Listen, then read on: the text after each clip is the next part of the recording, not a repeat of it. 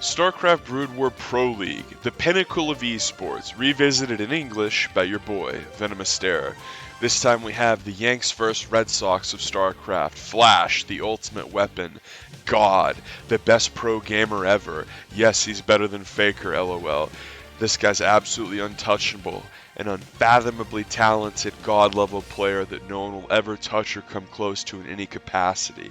His opponent, the handsome, talented, decisive Zerg, Jaedong. There he is, the Dong.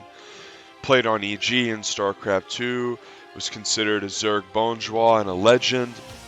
This was a guy who everybody looked to redefine the Zerg race after saviors fall from grace.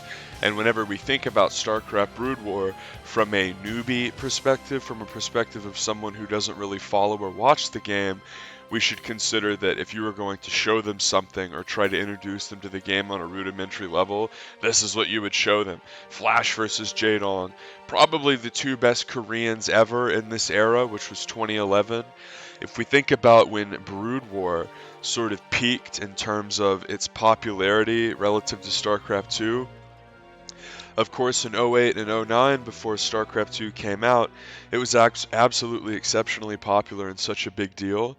And as StarCraft 2 came out in mid-2010, in Korea, it was still very popular, Brood War was. Now, in the West, StarCraft 2 was the game that really gained a lot of popularity and took the popularity away from StarCraft 1.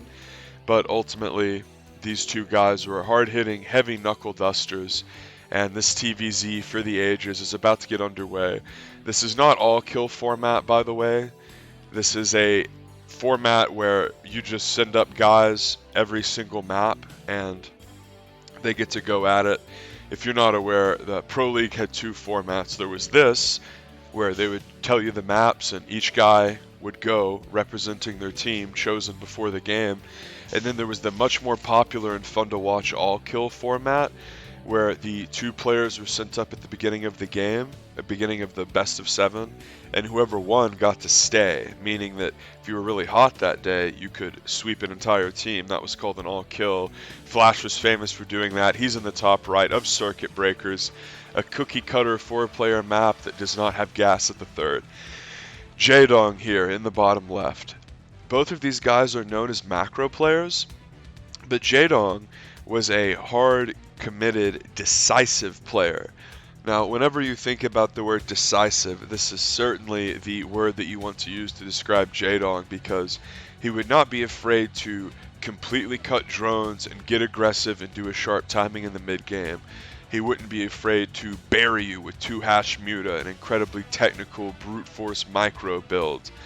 And when we think about Flash, this guy's Teflon. I mean, he's nicknamed God for a reason. His macro is perfect. His micro is perfect. His crisis management is perfect.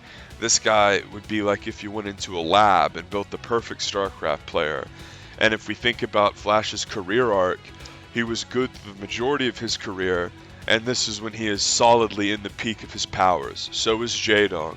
This is 2011. StarCraft 2 is out.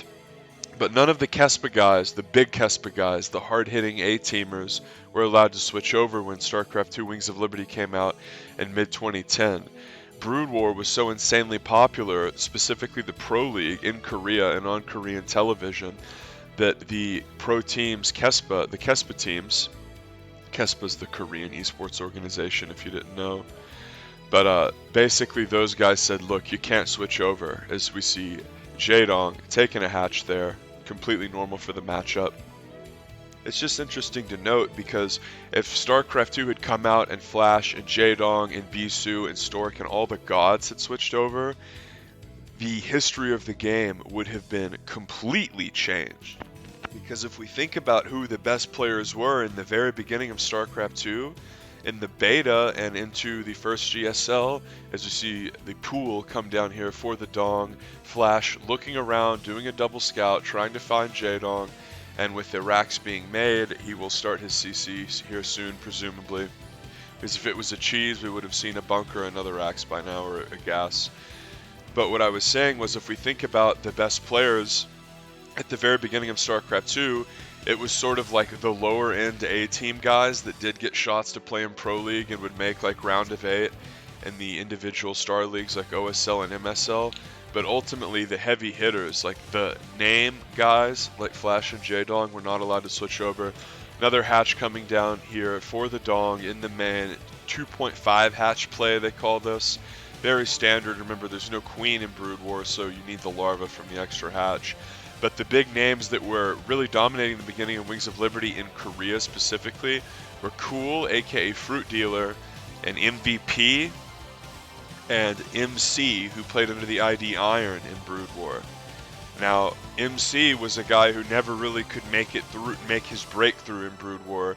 MVP was a solid Pro League player who had some mid-tier OSL runs, sort of like round of 8 quality. And then another name that comes out is T, a guy who was relegated to playing 2v2.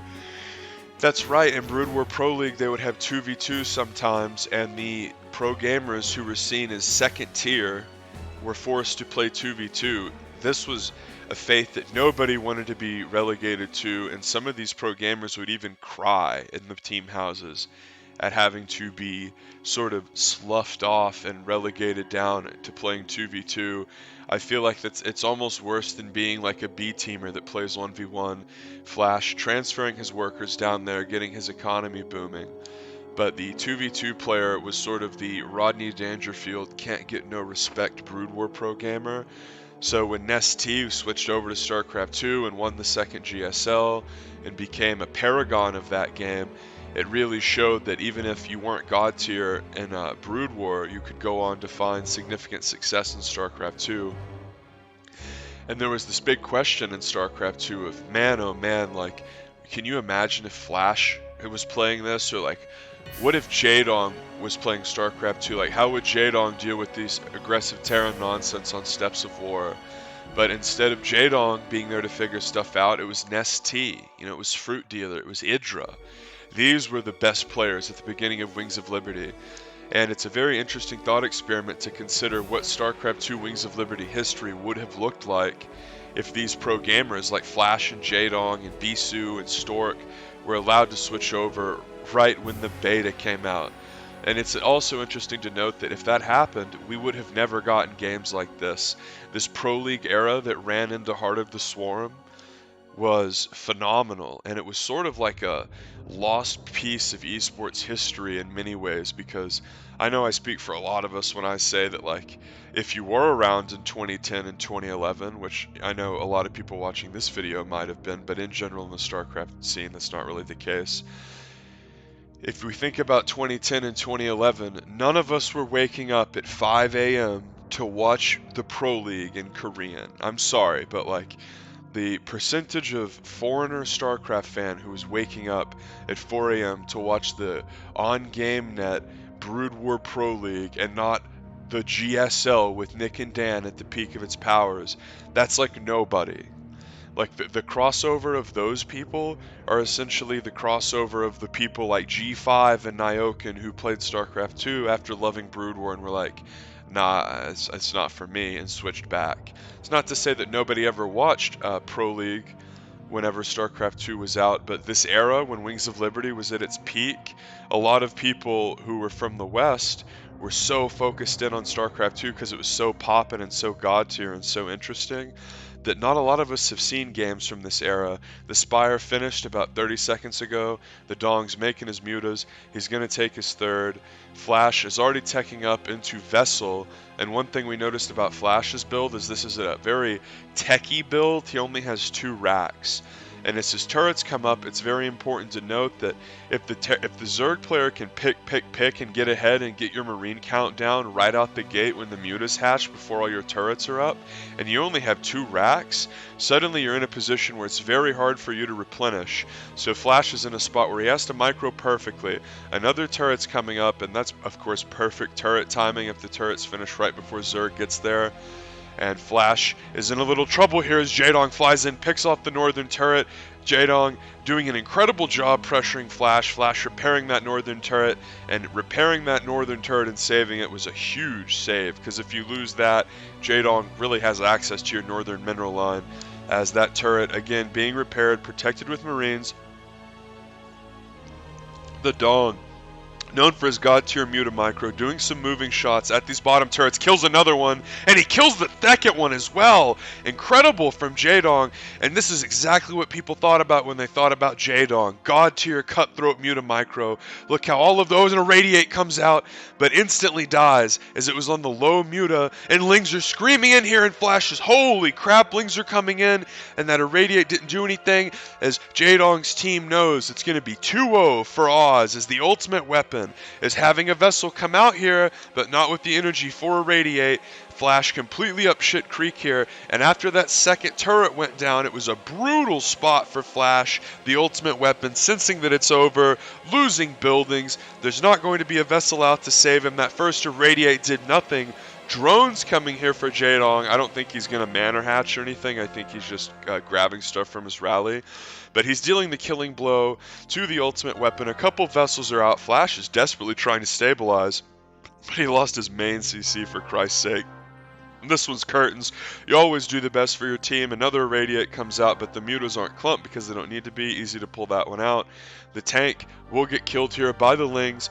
This is perfect, brilliant. Oh, he didn't lose the CC. That was another building, Herp Dirt, but guess what? The CC was basically dead. He lost control of it. Flash calls GG.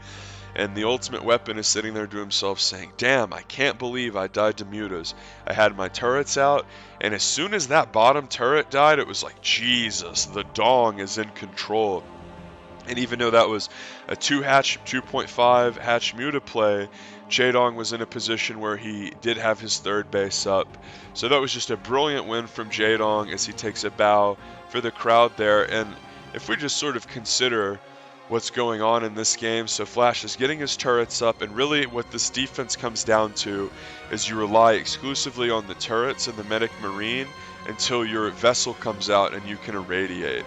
So Jaedong knows that his big power spike is right here when these like 7 or 8 mutas come out. So Jaedong really wants to get something done here. And also if you're Zerg, you know that if you can kill one turret, a lot of times you can snowball the game. So right here, Jaedong's in a position where he looks like he's going to snowball the game. Flash brings his army up there and repairs the turret. And right now, Flash is just desperately waiting for the vessel, because once you get your Irradiate, and when I say waiting for the vessel, I mean vessel energy for Irradiate, because he's putting himself in a position where as soon as the Irradiate comes out, that's really what he is going to use to fend off the mutas.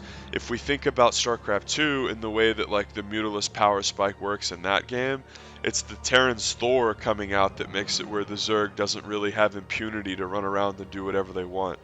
And here's the huge moment in the game. The Irradiate does severe, fast damage over time and splash. And the idea is that you put an Irradiate on a flock of mutas and it does insane damage to all the mutas at once. And the Zerg has to have great micro, and they have to pull the muta out, the weak irradiated muta, to get the splash damage away from the other mutas. But because Flash just basically irradiated a weak muta, it just insta-died and zapped. Thus the splash damage was mitigated. And that was funny when I thought he killed the command center, because Jaedong had been in the main for so long. But I mean, at this point the CC's basically dead, and Flash is just sitting here to himself saying like, okay, how did that Irradiate not do anything? And whenever people think about Jaedong, like, he was super decisive. That's the word that really comes out and jumps out at you over like macro player or micro player, because ultimately when you do a Zerg build like this, it's the crushing, decisive nature of it that makes it hard to play against. If you're a player sort of like me, frankly, who like make a few mutas and then do a bunch of drones, the mutas don't hit as hard. Like, that was what made Jaedong so great. Jaedong knew I want to do as many, pretty much exclusively drones, up until I want to make units, and then I'm going to straight up cut drones and go insanely hard on whatever I'm doing and just hard commit to it more than any other Zerg. Whereas in the past, a lot of Zerg maneuvering, it would always be like maybe some drones here, maybe some drones there, and definitely a lot of drones throughout. Jaedong showed that like it was either or, it was black or white. That was the way he wanted to play Zerg. And if he had been less decisive that game, he wouldn't have broken Flash. And we saw, I think that was SOS. Look in the foreground here. To the left of Jaedong? Yeah, look, that's SOS there in the red. That's awesome. But anyway, I hope you guys are doing well. Sub to the channel. More Brood War stuff on the way. Check out my playlist. Say easy in the comments.